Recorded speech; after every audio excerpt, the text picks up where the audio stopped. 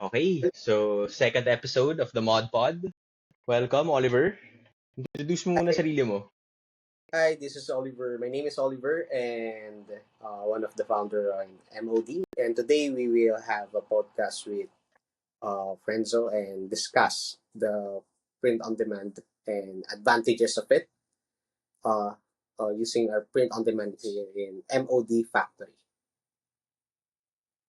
Yon. Okay, sige pare. So start tayo, no?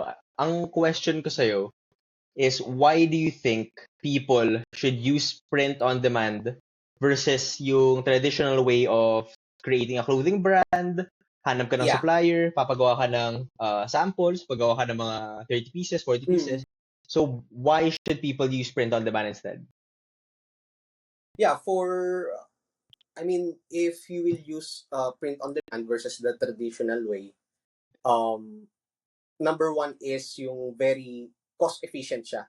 So, ibig sabihin, cost efficient that you Cost don't efficient. need to spend stocks, inventory to start your own clothing brand, diba? And I think that's the number one thing Mhm. if you will uh, create a brand or start your brand is you should be sustainable na you don't have waste like you don't have be sustainable as much as possible and lower the cost in your operational if you're starting your own brand. That's why we have here in MOD Factory the print on demand na uh, as low as 3,500 pesos you can start a wide variety of products na agad. So, sobrang layo. Yep. Sobrang layo ng difference if we will compare it starting your own starting your own brand from traditional gagastos ka ng around 20k for startup or 10k, let's say 10k is the lowest, but on starting your print on demand starting your brand using print on demand is as low as 3,500 pesos lang. Mayroon ka ng sweatshirt, hoodies, t-shirts, ano pa ba, tote bags, kung anong available na meron si MOD Factory, you can use the product catalog na. So uh, that's the advantages talaga on using print on demand. And ahead ka na sa competition na ikaw may tote bag ka, yung iba mong kalaban na walang print on demand is maghahanap pa sila ng supplier, maghahanap pa sila ng stocks, print pa sila. Ikaw, ilalagay mo lang yung design mo sa mock-up, you can start selling it as soon as possible. So, that's the difference on starting your own clothing brand using print on demand versus starting the traditional way. And you have really the advantage talaga. Yes. So parang, ano yun, no? End of the day, pa magsa-start ka ng sarili mong clothing line, pinakamalaking factor pa din kung bibili ng tao yung t-shirt is yung design mo no? Kung maganda yung design Yeah. mo, malamang sa malamang, bibili yung tao. And with what print on demand brings you is pwede ka mag-test as many designs as you can with no additional cost. Hindi siya para sa traditional method na per Mm. design mo, may minimum ka ulit, 30 pieces. Mag-release ka bagong design, stock ka ulit. Bagong design, stock ka ulit. So, paano kung hindi mabenta yung design mo? Diba, hindi wala na. Kumbaga, na tenga na yung mga stocks mo at naipit na rin yung pera mo. So, yun yung pinaka-advantages. So, ano naman yung disadvantages ng print on demand? Question ko sa'yo, no? Ano naman para sa'yo yung disadvantage ng print on demand? So, for disadvantage, I think uh, lahat naman actually lahat. Right now naman, especially on international has already print on demand. Kumbaga, ano na sila doon? Establish. So, in Mhm. international and in Southeast Asia, it's much more different because dito nga sa Southeast Asia, may cash on delivery. And in Correct. international, we have payment first option. Mhm. Payment, Sa credit card. credit card, debit card sa kanila. At dapat you must pay the product before it comes to you. So, different naman sa Mhm. Southeast Asia, sa Philippines especially na we are very reliant on COD talaga. Pag wala kang COD sa business mo, sa clothing mo, sa online business mo, sa e-commerce mo is much probably talagang bababa talaga yung sales mo ng todo. So, hindi mo pwedeng tanggalin yung Yes. COD. So, the disadvantage of print-on-demand here in Philippines is the returns, the RTS. Mhm. Pero in RTS. international, in print-on-demand international, I think you don't have a disadvantage eh. Kasi Well, you can para start, sa ang pinaka-disadvantage mo siguro kapag international, mahal yung presyo. Dito sa Pilipinas, actually, especially with MOD factory, yung presyo mo kasi mas mura pa kaysa kung nagpagawa ka ng bulk sa labas. Diba? It's tama, comparatively cheaper. Diba? correct. So, ang problema naman dito is yung COD. Dahil COD, may chance na may mga tao, mga para joy reserver, yung tawag nila sa live stream. Reserve, magmamine-mine, pero wala naman pala, di naman tutuloyin. Medyo maraming ganung culture sa Pilipinas no? Bibili-bili, pero hindi naman tatanggapin. Pero para sa akin, mahilig lang maki-order no? Disadvantage nga siya, totoo naman, no? Pero it's something na that affects all e-commerce sellers dito sa Pilipinas, not just print-on-demand sellers lang naman, Siyempre, correct. medyo mas affected lang yung print-on-demand seller in a way, kasi yung mga pinapadala niya, binabayaran niya yun per piece every time mag-deliver. So kung marami COD, malaki yung binabayad niya, di ba? So medyo may konting, parang pros and cons din pros and cons, na hindi ka nga magbabayad upfront, pero pag nag-COD, babayaran mo pa rin, di ba? Okay, so going into the next topic, no? So paano nga ba ililimit ng mga print-on-demand sellers yung risk ng RTS or ng just in case people are not aware, no? Yung RTS, ibig sabihin nito, return to sender, or ito yung cases where people order from your website, gagamitin nila yung COD channel, pero pagdating ng package sa kanila, hindi nila tatanggapin. Either wala sila sa bahay, wala silang pambayad, no? So Oliver, how do you think print-on-demand sellers can limit the problem of RTS? Yeah, for me, there's a lot of way how you can limit and how can reduce your RTS. First, yan is confirming their orders. I think that's the number one. Na Confirm, no? pumasok sa inyo, Communication. communication. I think you should confirm to your customer na do you order this, etc. Or may automated message ka sa kanila na hi, your order is coming on the way na po, paki-ready na po yung gantong price amount. I think it's about on follow-up then to reduce the percentage of returns. And also, kasi hindi, depende rin kasi, minsan nasa work yung mga customer nyo, di ba? Nasa work yung customers nyo na ang address ng shipping is in his house sa or her bahay house. Nila. You should ask them na i-ready na. I mean, i-ask nyo na i-ready na yung product nyo. Hello? Nawala ka ata. Yan. Okay na? Sorry. Okay na. Sorry, ano yung sinasabi mo? On reducing RTS pala, yung percentage. Paano ma-reduce yung percentage ng RTS? So, constant communication with the buyer. That's instant one. Communication. Confirming their orders, sending follow-ups na parating na yung order nila, i-ready na yung pera, kindly ready yung pera pag wala kayo sa bahay, put it on text message sa cellphone. Yes. Para once na they're aware na, kumbaga ay mag-iiwan na sila ng pera, ganyan, to accept to accept. So I think that's the way. One thing na or pwede OTP, there's option in Shopify may OTP message. Yeah, Shopify app, no. So OTP, for those who are not aware, stands for one-time password. So basically, ang mangyayari, pag order ni customer, bago pa mag-push through yung order nila, kailangan nilang i-type out yung one-time password na isi-send sa SMS nila, no. So parang two advantages yun First is, number one, nako-confirm mo na tama nga yung phone number na nilagay nila at hindi siya bogus phone number. And number two, nako-confirm na mag-order nga talaga siya. may intent eh. Kasi, kumbaga, nag-effort siya para mag-OTP, para i-type yung OTP na yun. So, napapakita na medyo willing nga talaga at legit buyer siya. OTP. Okay. Ako naman, correct, actually, correct. pagdating sa RTS, feeling ko, yung approach dyan, kailangan, sa buong customer journey, from pre-purchase, during purchase, post-purchase, tsaka pag nangyari na yung RTS. So, ano mga pwede mong gawin, no?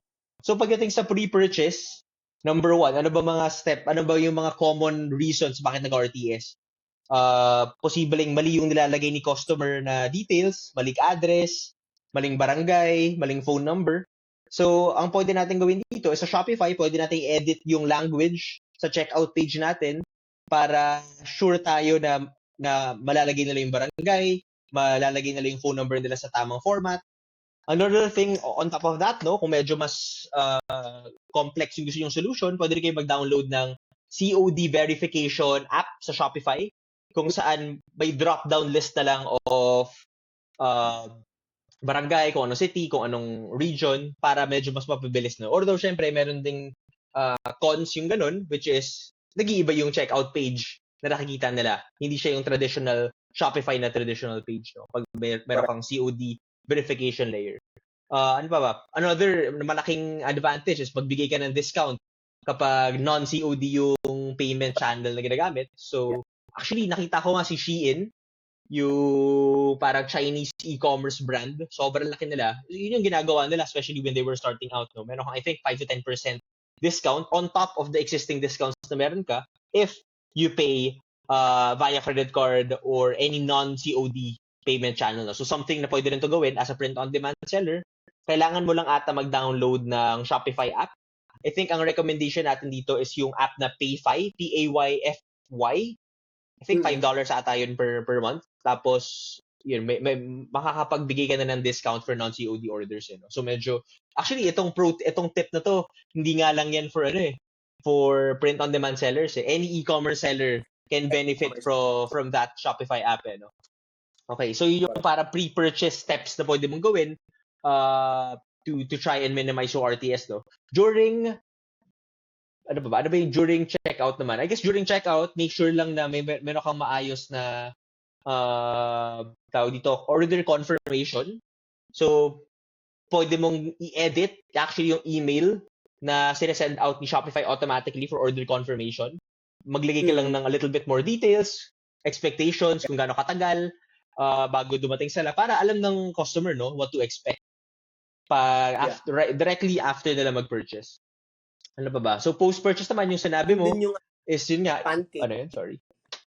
Pancake. Yun. Actually, pre-purchase, another tactic na nakita natin no, is yung paggamit ng messaging ads rather than conversion ads.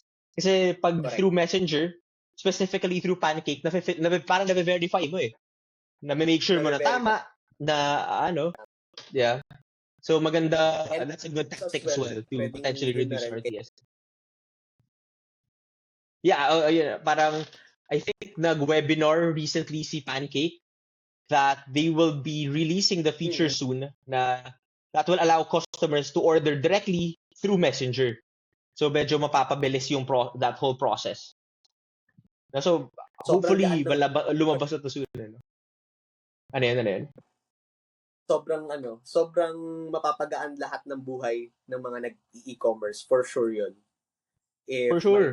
Kumbaga, especially sa Pilipinas, mahilig mag-chat mga tao dito eh. Mahilig mag-message no? Kahit na, ay makita mo naman yung sa behavior ng mga tao kahit sa mga Facebook groups, nakapost na nga yung price, may message pa din, how much? Kaya ganun tayo eh.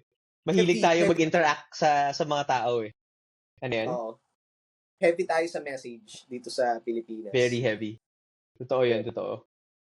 Tapos, I guess another suggestion is pag nangyari na, kumbaga may RTS ka na, ano pa bang mga pwede mong gawin, no? Kumbaga, nandyan na eh. Nabalik na sa'yo eh. RTS stock na. So, there's still a way. There's there's a lot of way how you can liquidate your print-on-demand RTS. So, number one yan is you can use it to do X deals with influencers. Pwedeng mag-collaborate kayo, add it on your marketing na bibigyan mo siya ng t-shirt, kapalit ng, Mhm. bibigyan ka ng content. So, Mhm. and also, it also help you to reduce your waste, but also Mhm. help you to promote your brand. So, that's Correct. the good thing naman dun sa liquidation ng inyong print-on-demand shirts. And also, pwede rin yung you can find resellers sa community mo or mga friend mo Mhm. gusto mag-resell, pwede mong ipabenta sa kanila, ipaliquidate mo, or you can sell it here in MOD Factory. So, Kumbaga may um, liquidation service tayo no? liquidation service din tayo na, pero below 25% ang, I think that's correct, no? 25%. Yeah, kumbaga 25% of cost yung parang liquidation price. No? Pero bulto, but in bulk. No? We buy everything. So parang kumbaga tulong na lang natin to para sa mga print-on-demand sellers natin. Ayun. So yeah, actually, agree ako with your suggestions no, in Yeah, terms of how to handle RTS. Yung constant oo. communication, OTP, all these things definitely makakatulong. Yun kasi yung mga silent killer ng Yeah, e-commerce na hindi nakikita ng mga tao, yung RTS. yeah. Hindi lang talaga sa print on demand, but overall sa e-commerce, Mhm. ano talaga, talagang yan yung kalaban natin. Correct. Actually, marami kasing implications yung COD orders dito sa Pilipinas na hindi masyadong nakikita ng mga tao. So, yung number one risk nun, yung cyber attack. Ang bilis mong Correct. ma-attack if you're a e-commerce store on Shopify with a COD payment channel. Kasi paano kung may masamang tao, order lang siya 100 pieces. Tapos COD order siya na COD order. 'Di ba? Hindi mo siya masa-stop. Kung 100 pieces, medyo obvious pa yun. Pero kung 1 piece, 2 piece, hindi mo na hindi mo napapansin, 'di ba? So, yun yung site. Kaya medyo killer talaga siya, no? Actually, interesting kasi, pag titingnan mo naman yung mga ibang countries sa Southeast Asia, lahat naman COD yan Sa Indonesia, Mm. Singapore nga lang, di ko sure kung mataas pa yung COD percentage. Pero India, napakalaking country, pero COD pa rin. Pero it's interesting kasi meron ako recently nakita na statistic na sobrang daming Shopify sellers pa rin na nasa India. So of course, posible rin dahil sobrang daming tao lang talaga sa India. Pero feeling Yeah. ko, meron kasi ako nakitang startup sa India na ang ginagawa nila is tinutulungan nila yung mga e-commerce sellers na mapababa yung RTS nila. Sa India kasi tawag nila RTO or Return to Origin, yung Go Quick. Narinig mo na ba tong startup na to? Go Quick, GOKWIK? Hindi pa. Hindi pa. So basically, yung Go Quick, ang ginagawa nila is para silang fraud detection software. So i-install mo sila sa Shopify mo. Tapos kapag nag-order yung tao, i-check. Mukhang legit ba tong taong to? Yung details ba niya? Meron ba talagang ganitong city? Meron ba talagang ganitong number? Yung verify niya, no? Actually, ang pagkaalam ko, lahat naman ng mga marketplaces, si TikTok Shop, si Lazada, TikTok Shop, Lazada, Shopee, meron silang internal na fraud detection pagdating sa COD orders. So itong si GoQuick, parang ang ginawa lang niya, tinake niya yung fraud detection software na yun at binigay niya sa lahat ng mga Shopify sellers. So if merong malupit na entrepreneur dito sa Pilipinas na gustong gawin yan para sa Philippine market, feeling ko definitely merong opportunity dyan. Gumawa ng GoQuick pero Philippine version. Yeah. Galing Para aside from fraud detection, pati yung si OTP ginagawa din nila. Diba? Good example kasi tingnan yung mga e-commerce markets. Ano yun? Sorry? May percentage ka ba ng numbers, like how low is their RTO once they use the Go Quick? Go Quick. In terms of percentage, wala Pero, teka, alam ko, tawag dito. Alam ko sinasabi nila sa ano nila, sa website nila. Actually, share ko, no? Reduce RTOs, unlock 10x growth. Share ko yung screen ko. Hopefully, may plan kaya silang pumunta dito sa Pinas, sa COD country. Hopefully. Actually, yun nga yung inaabangan ko Nag-raise sila recently ata ng parang tens of millions of dollars So hopefully, soon, Hopefully, pumasok sila sa Philippine market. Ito Yeah. sila. Ito yung, check out, tool. Hanapin ko yung, ito ba yun? Smart COD Suite. Ayun, COD and prepaid orders to reduce RTO. Ayun, reduce RTO by up to 40%. Laki nun, laking significant tawag dito, improvement yun. Kasi may nabasa nga akong report, I think by McKinsey, na 15% of COD orders yung nagiging RTS or RTO. So if you reduce that by 40%, malaking tulong to pagdating sa profitability mo. No? sobra. Oo, sobrang laking tulong. Ay, no, galing. Risk-based COD blocking by up to 10%. Galing nitong Go Quick. Feeling ko kailangan to ng Pilipinas. Yeah, so I think na kailangan talaga. Kasi mostly naman, ewan ko, mostly na talagang kinakamatay ng e-commerce business is RTS for me. That's Totoo. yun talaga yung pinaka. Kasi, especially yung payment kay JNT, syempre. Si JNT ang pinaka-paldo. Sa totoo lang. Pero, anyway, Well, yeah, JNT medyo best in class. Yeah. Diba? Yeah. Actually, as a print-on-demand seller, parang dalawa lang naman talaga yung numbers na titingnan mo. Para sa akin, Number 1 is yung ROAS or kung ano mang metric gusto mong gamitin para i-measure yung efficiency ng marketing mo. And then, yung second dun is yung RTS. Kung mababa RTS mo, mataas ROAS mo, panalo ka na eh. Di ba? Parang sabihin natin, ROAS mo 5, RTS rate mo 5% lang. I think lalabas profitability mo doon nasa 30 to 40% na. So 30 to 40% para sa isang e-commerce business, sobrang profitable nun. Yung average I think nasa 10 to 15% lang. Ang laki nun, diba? Ang laki nun. So that's why we're here sa MOD.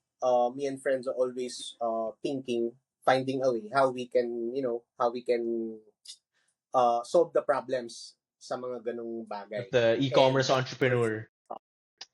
But of course, we're still innovating. We're still finding a way. We're still researching continuous improvements para pa makapagbigay pa ng value sa inyo and masolve natin yung problems here on e-commerce and mas mag-profit tayo. Kumbaga, that's the main thing naman, kumita. Diba? So, and ano pa ba? How you can... I think yun na yun pare. Okay. Wrap up na. That's the pod. I-add ba natin yung sa branding or ano? Next episode na lang para at least hindi sobrang haba. Okay, sige. Okay. Alright. Swabe naman.